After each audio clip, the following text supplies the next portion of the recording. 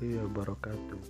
Perkenalkan, nama saya Iwayan Ardi Wiranata, NIM D1A1210074 dari jurusan Agribisnis kelas C.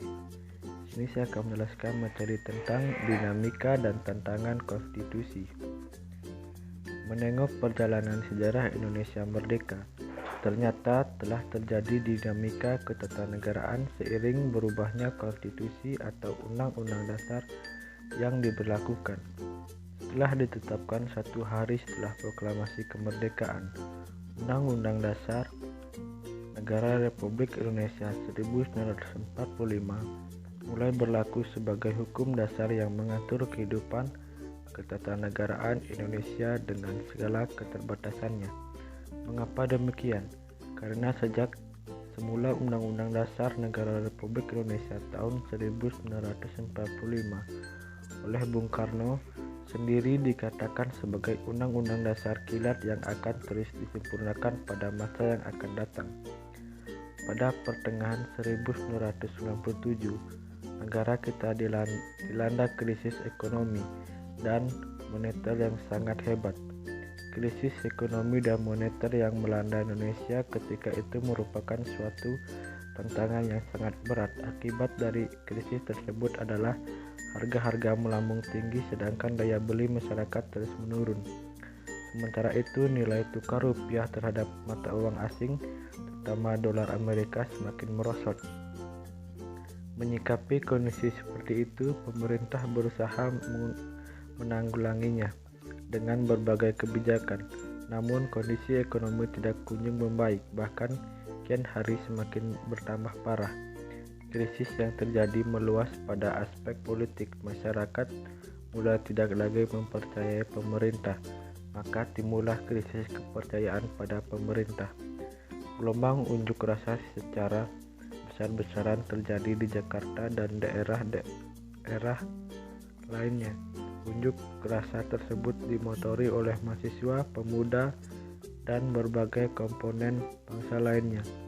Pemerintah sudah tidak mampu lagi mengendalikan keadaan, maka pada 21 Mei 1998 Presiden Soeharto menyatakan berhenti dari jabatannya. Berhentinya Presiden Soeharto menjadi awal era reformasi di tanah air. Pada awal era reformasi muncul berbagai tuntutan reformasi di masyarakat. Tuntutan tersebut disampaikan oleh berbagai komponen bangsa, terutama oleh mahasiswa dan pemuda.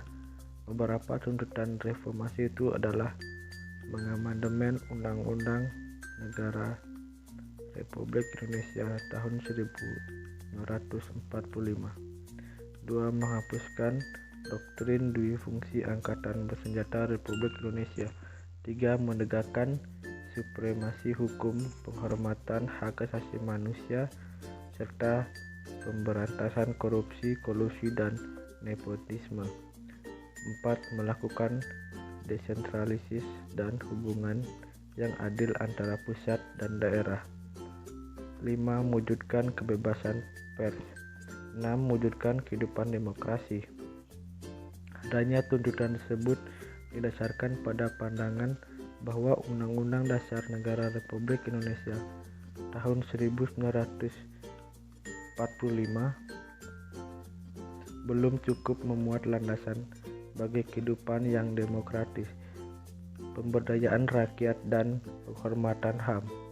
Di samping itu, dalam tubuh Undang-Undang Dasar Negara Republik Indonesia tahun 1945 terdapat pasal-pasal yang menimbulkan penafsiran beragam atau lebih dari satu tafsir dan membuka peluang bagi penyelenggaraan negara yang otoriter, sentralistik, tertutup, dan berpotensi tumbuhnya praktik korupsi, kolusi, dan nepotisme.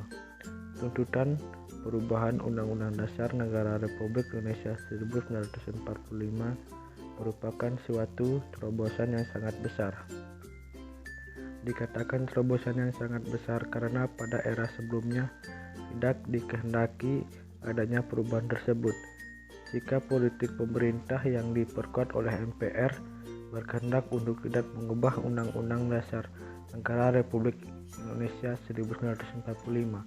Apabila muncul juga kehendak mengubah Undang-Undang Dasar Negara Republik Indonesia 1945, terlebih dahulu harus dilakukan referendum atau meminta pendapat rakyat dengan persyaratan yang sangat ketat. Karena persyaratan yang sangat ketat itulah maka kecil kemungkinan untuk berhasil melakukan perubahan Undang-Undang Dasar Negara Republik Indonesia 1945. Dalam perkembangannya, tuntutan perubahan Undang-Undang Dasar Negara Republik Indonesia tahun 1945 menjadi kebutuhan bersama bangsa Indonesia. Berdasarkan hal itu, MPR hasil pemilu 1999 sesuai dengan kewenangannya yang diatur dalam pasal 37 Undang-Undang Dasar Negara Republik Indonesia 1945 melakukan perubahan secara bertahap dan sistematis dalam 4 kali perubahan, yakni 1. Perubahan pertama pada Sidang Umum MPR 1999, 2. Perubahan kedua pada Sidang Tahunan MPR 2000, 3. Perubahan ketiga pada Sidang Tahunan MPR 2001, 4. Perubahan keempat pada Sidang Tahunan MPR 2002. Baik, sekian materi yang dapat saya sampaikan. Saya akhiri dengan ucapan wassalamualaikum warahmatullahi wabarakatuh.